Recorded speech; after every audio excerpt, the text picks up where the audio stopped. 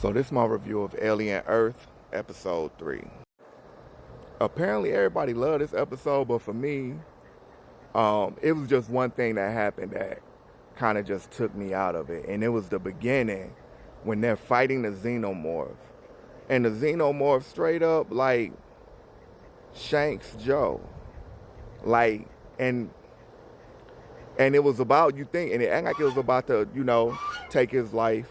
Them geese, I'm sorry, I'm outside. And it didn't. And it's just like, now I can't deny the plot armor that Joe has. You feel me? I can't deny the plot armor because he done ran into this alien like 3 different times and he walked away each time. I watched this alien take out like 2 or 3 squads of people, run up in an apartment, take out everybody. So it's just kind of like, now I'm like, come on, y'all.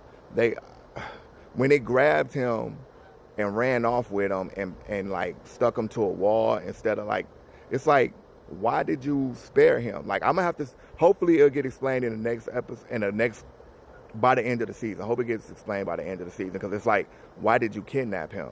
And it's like, do you know that that's her brother and you were trying to lure her? But why would you try to lure her when she ain't even herself? She's a synthetic. You feel me? Like, it's just too many questions now. The way my mind works, I got too many questions. So that kind of took me out of it. The way it did him, like put his tail through him. These are spoilers. Put his tail through him, and he walked away. And then on top of that, like Wendy being able to take him out. But what I did like, I liked Morrow. Again, Morrow is Morrow. Like the way he ran up on, I forgot the 2 guys' names, but he ran up on them, and within a couple seconds of talking to them, he like, y'all are like kids. And then he already knew they were synthetics, and he's like, and then when they say somebody, they parents, and he's just like, why would a synthetic think it has parents? So I think he's already piecing together what's going on. And then his interaction with Kirsch was tense. I think they're gonna probably have a showdown. I know he a villain, but I'm rooting for Morrow. But the other intriguing thing to me was the Lost Boy, the girl, the Hispanic looking girl. I can't remember her name right now. And she's talking to the boy, like the CEO of the company. What's his name? Damn, I can't think of nobody's name right now. But y'all know who I'm talking about. He always barefoot. And she's talking to him, and he lets her know that Wendy is his favorite. And then she started like questioning him and kind of like having like an intellectual kind of conversation. Like she told him that she learned how to read, like she knows how to speak French because she read a couple books on it or whatever. And so when they start getting kind of philosophical, he's looking at her like, yo, then he like, yo, I got some books I want you to read, and then I want you to come to me and tell me what you think about them.